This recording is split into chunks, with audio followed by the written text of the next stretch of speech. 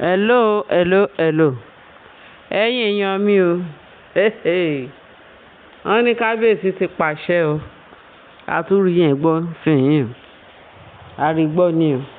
Wọ́n ní kábíyèsí ti pàṣẹ pé tí òun bá rí Mariam bó dé ẹnu géètì bó lóun fẹ́ gbọ́mọ wọnú ààfin pé ẹni tó bá ṣí géètì pé kán lock up everywhere. Pé kán lock up everywhere wọn ò gbọ́dọ̀ jẹ́ kí Mariam kó wọnú ààfin. Ibikíbi tó bá fẹ́ dé sí pẹ̀lú àwọn ọmọ ẹ̀ pé kó lọ dé síbẹ̀. Pé wọ́n ní wọn ò gbọ́dọ̀ ṣí géètì fún láti wọnú ààfin. Àwọn kan ní pé kábíyèsí bá fẹ́ pàṣẹ. Tó bá bá pàṣẹ yìí k'Ọlọ́run jẹ́ kó rí bẹ́ẹ̀ o. Bíbélì ní kán wádìí ohun gbogbo dájú kán di ìtójú òtítọ́ mú. Wọ́n ní kábíyèsí wá ń sọ pé tó bá wá sáàfin kí ló ń bọ̀ wá ṣe. Ní ìtàn tóun gbọ́ pé wọ́n ní ẹni tó ní ọmọ àwọn ìbejì yẹn pé wọ́n ti wá kí lọ hospital. Pé tẹ bá rí bí òun àti Mariam ṣe ń kíìsì ara wọn. Àgbo ni o, allegedly ni o. Wọ́n ní wọ́n ṣe bẹ̀rẹ̀ sí ní kíìsì ara wọn tó ń kí pé ó ṣe tó fi bí ìbejì fóun. Allegedly ni o. Pé ṣé irú ọmọ bẹ́ẹ̀ yẹn tó bá gbé wọ ààfin pé kí lòun fẹ́ fi irú ọmọ bẹ́ẹ̀ ṣe. Tó ti ń sọ pé ọmọ yẹn pé kì í ṣe kábíyèsí lónìí. Ó ní kan èkíní kẹ́bẹ̀ kejì kẹ́bẹ̀ ẹ̀kẹta yìí náà kọ́kọ́ òun tún ranjú lẹ̀ kí lè tún wá wọnú ààfin kó tún bẹ̀rẹ̀ sí ní máa rojọ́ kọ́tà and dot. Àbí kó péjọ mẹ́jọ kan sọ kóun wá sọ pé òun fẹ́ ṣe ìkómọ pé ká má rí o. Pé irú eléyìí pé sì torí ẹ̀ kí wọ́n má kó bọ́ sóun lọ́wọ́ o. Òun ò gbọ́dọ̀ rí Mariam àti ọmọ ẹ̀ ní ààfin. Ṣé kò wá tó bẹ́ẹ̀? Ṣé kò wá rí bẹ́ẹ̀? Ṣé kò jù bẹ́ẹ̀ lọ? Ní ọmọ tó fi ti torí ẹ̀ kábíyèsí oyún tí kábíyèsí ò gbà láti bẹ̀rẹ̀ pẹ̀pẹ̀. Èmi mo lóyún. Ó ní kábíyèsí wọn wà in good time kó tó sọ fún kábíyèsí kó lóyún. Ṣé ẹ̀yin ò rí gbogbo wúlẹ̀wúlẹ̀ nǹkan tó ṣẹlẹ̀? Ó lóyún kò lóyún. Ta ló fún lóyún? Ó ní kábíyèsí wọn tí yóò gbà ẹ̀. Òun dẹ̀ lọ bá bóyá òun ló ṣe bí kábíyèsí ló ṣe o.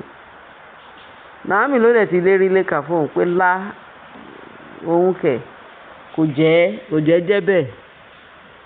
Kò jẹ́ bẹ́ẹ̀ o. Kábíyèsí ní kò jẹ́ bẹ́ẹ̀. Pé láyé.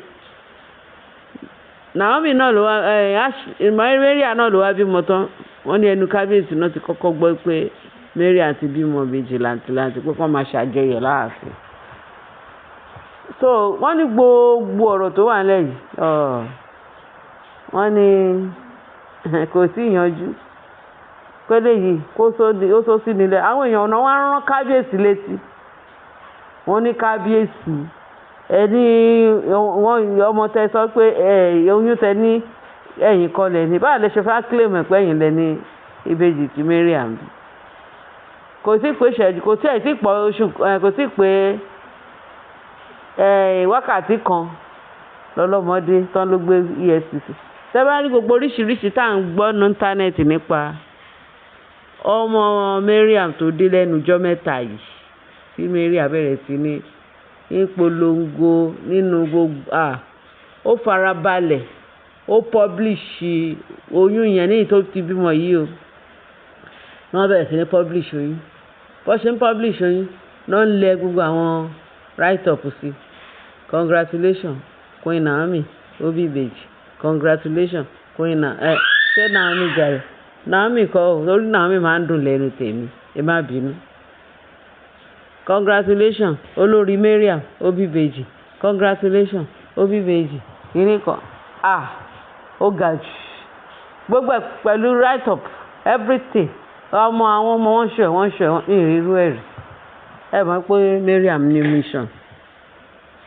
Ẹ mọ̀ pé Mariam ó wà desperate láti get ọmọ fún kábíyèsí. wọ́n ní gbogbo ẹni kábíyèsí tó sọ gbogbo ẹ̀ ó sọ gbogbo ẹ̀ pé ìtò tiẹ̀ ń jẹ́ òun lógún tó ń ká òun lára ìyàwó òun tó kúrò láàfin pẹ̀lú gbogbo wàhálà gbogbo ìdààmú tóun sá kiri nítorí Naomi kó padà sáàfin ọlọ́run dẹ̀ wá bá wọn ṣe kò tí ì ju ọjọ́ mẹ́ta tó fi reconcile ni Mariam tó gbé sùúrùtù dé pé òun fẹ́ da àárín kábíyèsí àti Naomi rùn òun fẹ́ dàrú ṣé kò wá rí bẹ́ẹ̀ wọ́n ní àjẹ́ ké lánàá ọmọ kú lẹ́nu ṣé wọ́n kó àjẹ́ tí tó ké lánàá yẹn ló pọ̀ ọmọ jẹ bọ́sì bí Yorùbá ṣe máa ń pòwe ọ̀ Mariam ti sọ pé over her dead body ni Naomi máa dúró sáàfin kì í ṣe òun láyè ó ti wá gbogbo ọ̀nà ó ti wá gbogbo ètekéte ó ti wá gbogbo everywhere láti da àárín wọn rú ká má rí ọlọ́run ò gbà kábíyèsí ni wọ́n ní gbogbo nǹkan tí kábíyèsí rò tó sọ tó ní ẹ má ti jẹ́ kí Mariam wọnú ààfin ẹ má ti jẹ́ kó wọlé o ẹnikẹ́ni tó bá rí pé Mariam tó ṣí géètì fún tó ṣílẹ̀kùn fún gbóǹtọ̀ wọn á jẹ́ pé iṣẹ́ ti tán láàfin yẹn àgbọ̀ ni o allegedly o wọ́n ní kábíyèsí ló sọ bẹ́ẹ̀ kẹ́mọ̀ pé àràbà tó rà mú odò ń gbá rere íńtánẹ́ẹ̀tì náà láti gbọ́ pà wọ́n ní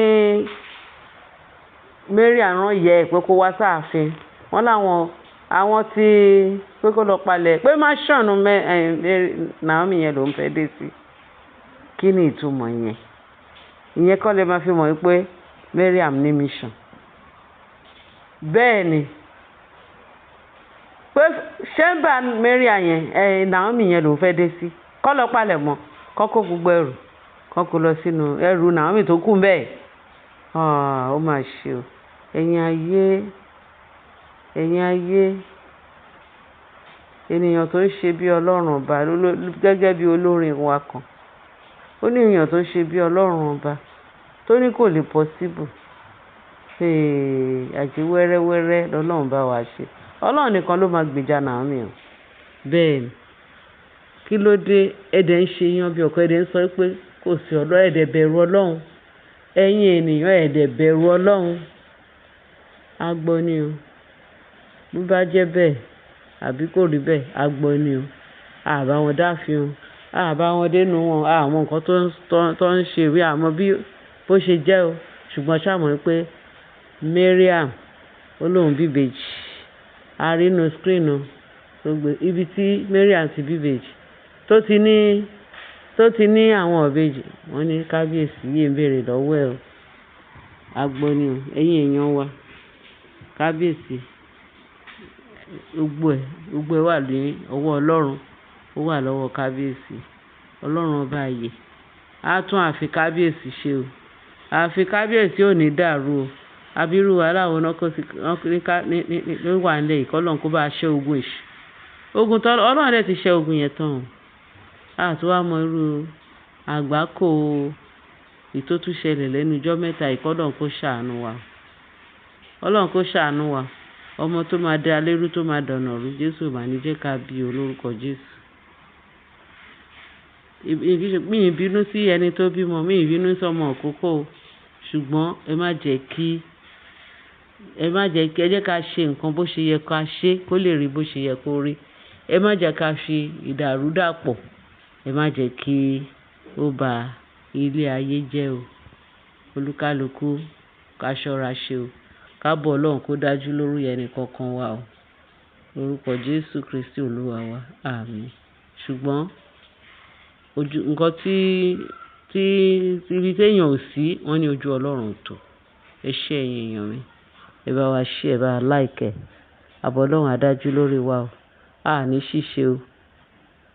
ṣíṣe o kọ́lọ́run kó ṣàánú fún wa o ọlọ́run má jẹ́ arógun àkóbá ọlọ́run má jẹ́ ká arógun ọ̀run ká má dáràn o kọ́lọ́run bá ṣe ọ̀nà Naomi ní rere o kọ́lọ́run kó jọ o kọ́lọ́run kó bá parí ẹ̀ kó bá ṣètò kí gbogbo ètò yìí kó lè ṣe é tò kọ́lọ́run kó gbàkóso Jésù olúwa wa àmín ẹ ṣé ẹ̀yin èèyàn ẹ bá mi ṣe ẹ bá mi láìkẹ́.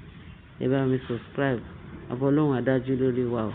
Jésù Olúwa wa. Àmín.